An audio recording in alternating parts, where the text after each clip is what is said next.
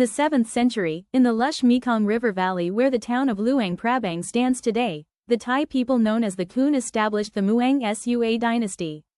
They built a thriving network of trade with the Chinese kingdom of Nanzhao, located in present-day Yunnan province. Through this exchange, iron tools and weapons revolutionized their agriculture and military capabilities. Buddhism also arrived, first taking root within the royal court and the nobility. The Kun developed sophisticated urban planning, constructing palaces and places of worship, and they controlled the lucrative river trade routes. Before the ancestors of today's Lao people migrated into the region, Muang Sua laid the fundamental political groundwork for the Upper Mekong Basin.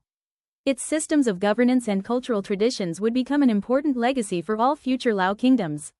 Although the Lao would eventually take the lead, this early dynasty represents the very first chapter in the long story of Laos. In 1353, the exiled Prince Fa Num returned from the Khmer court with a powerful army and a grand vision. With Khmer military support, he successfully united the scattered Muang, or city-states, that dotted the Mekong River Valley. This was the birth of Lan Xang, the first true Lao kingdom. Lan Xang means, "a million elephants," a name that reflected the kingdom's immense wealth and military might. Fa Num declared Theravada Buddhism the state religion, drawing on the traditions of Angkor Wat. During this period, the Lao script was systematized, the first national legal codes were written, and a strong central government was established. This was the crucible in which a distinct Lao national identity was forged. In 1548, King Set III ascended the throne, and his reign would become the golden age of Lan Xang. The powerful Toungoo dynasty of Burma was expanding rapidly, posing a direct and dangerous threat. In response, Set III made a bold strategic decision. He moved the capital from Luang Prabang to Vientiane, a city he believed was more defensible. He fortified the city with thick walls and built strong military outposts along the Mekong. To mark this new center of power, he brought the sacred Phra Bang Buddha image from Luang Prabang to Vientiane. He also commissioned the construction of magnificent temples like Wat Phra Q and Wat Sisaket. His reign remains a golden age of Lao Buddhist art and architecture. In 1575, the long-feared Burmese invasion finally arrived. King Bayanong of Burma led a massive army that overwhelmed Lan Xang's defenses and conquered the kingdom. The Burmese installed a puppet king to rule on their behalf. For the next 20 years, Laos was torn apart by civil war and famine. Without a strong central authority, local lords fought each other endlessly. Crops were destroyed, and hunger became widespread.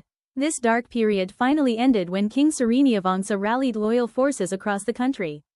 Using relentless guerrilla tactics, he drove out the Burmese army and restored Laos's hard-won independence. In 1779, the Siamese army of the Chakri dynasty launched a surprise attack on Vientiane. The city fell quickly, and what followed was a systematic looting and destruction. Royal palaces, temples, libraries, and ordinary homes were all plundered or set on fire. The most valuable treasures taken were the Phra Bang Buddha and the Emerald Buddha, both powerful symbols of Lao kingship. These sacred images were carried off to Bangkok, where they became possessions of the Siamese crown. With this defeat, Lan Xang effectively ceased to exist. Siam divided Lao lands into 3 separate regions: Luang Prabang, Vientiane, and Champasak. Centuries of a unified Lao kingdom had come to a tragic and violent end. In 1826, King Anavong of Vientiane decided he could no longer accept Siamese domination. He raised an army and launched a full-scale rebellion. In the beginning, his forces won several impressive victories, driving back the Siamese and liberating large areas. His fame spread, and many Lao flocked to join his cause. But Siam responded with overwhelming force. A massive Siamese counterattack crushed Anavong's army. The king was captured and executed in a brutal manner. As revenge, the Siamese army systematically destroyed Vientiane. Temples and palaces were burned to the ground. Thousands of residents were killed or taken as slaves. Vientiane was left as an abandoned, weed-choked ruin for more than a century. In 1893, the colonial rivalry between France and Siam came to a head. France claimed all territories east of the Mekong River. When Siam resisted, the Franco-Siamese War broke out. France's modern military quickly defeated Siam. As a result, all of Laos became a French protectorate. The king of Luang Prabang remained on his throne in name only. Real power was held entirely by French colonial officials. France incorporated Laos into the Union of French Indochina, together with Vietnam and Cambodia. The French saw Laos mainly as a source of raw materials and a market for French goods. Very little investment was made in infrastructure or education. Laos was once again under foreign domination, and the desire for independence only grew stronger. From 1940 to 1945, the Pacific War raged across Asia. The Imperial Japanese Army pushed out the French colonial authorities and occupied Laos. Japan allowed the French administration to remain in a limited role, but real military control was Japanese. In 1945, with the war clearly lost, Japan installed a puppet king who declared Laos independent. This was a desperate move to win local support. But Japan's defeat came weeks later, and the declaration was meaningless. French forces quickly returned to reoccupy Laos. Resistance movements, however, had been inspired by the brief taste of independence. The First Indochina War soon erupted, plunging Laos back into violent conflict. In 1954, the French army suffered a devastating defeat at Dien Bien Phu in northern Vietnam. That battle broke the back of French colonial power in Indochina. At the Geneva Conference that followed, France was forced to accept the complete independence of Laos. The Geneva Accords declared Laos a neutral kingdom and ordered the immediate withdrawal of all foreign troops. For a brief, hopeful moment, peace seemed possible. But that hope did not last. The United States and its allies backed the royalist government, while the Soviet Union and North Vietnam backed the communist Pathet Lao. Civil war soon reignited, and Laos became a bloody battleground of the Cold War. In 1975, the long Vietnam War finally ended with the fall of Saigon.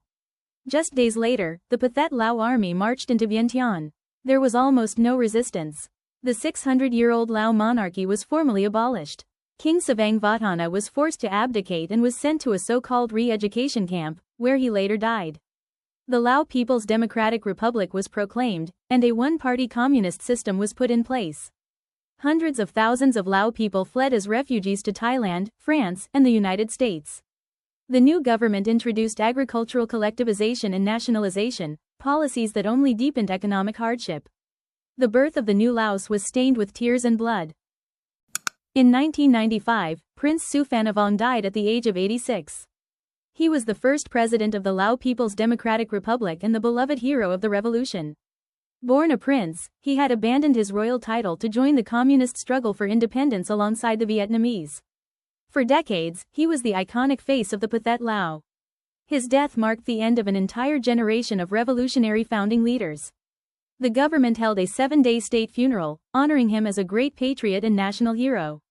But his passing also signaled that a new era had arrived.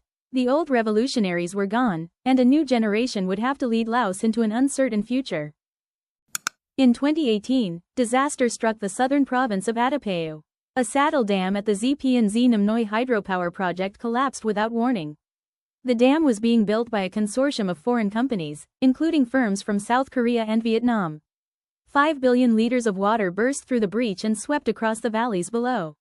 The wall of water destroyed everything in its path. 13 villages were completely submerged. At least 40 people were confirmed dead, and thousands more were listed as missing. Unofficial estimates of the death toll are much higher. Tens of thousands of people lost their homes and livelihoods. The disaster drew international condemnation and raised urgent questions about dam safety and corporate responsibility. In 1997, more than 2 decades after the communist takeover, Laos remained poor and internationally isolated. To break free from this situation, the government made a historic decision. Laos formally joined the Association of Southeast Asian Nations, or ASEAN. This decision was strongly supported by Vietnam, Laos's closest ally. Joining ASEAN opened the door to the ASEAN Free Trade Area and greatly expanded economic cooperation with neighboring countries. It also paved the way for later membership in the Asian Development Bank and the World Trade Organization. Foreign investment slowly increased. Tourists began to return. The long era of isolation was finally ending, and a new era of openness and exchange was beginning. In 2021, a dream that had seemed impossible for a landlocked, impoverished country finally came true. The Laos-China Railway officially opened. This standard gauge railway, a flagship project of China's Belt and Road Initiative, connects Kunming in China's Yunnan province to the capital, Vientiane. The total distance is over 1,000 kilometers. For the first time, Laos is linked to the vast continental railway network.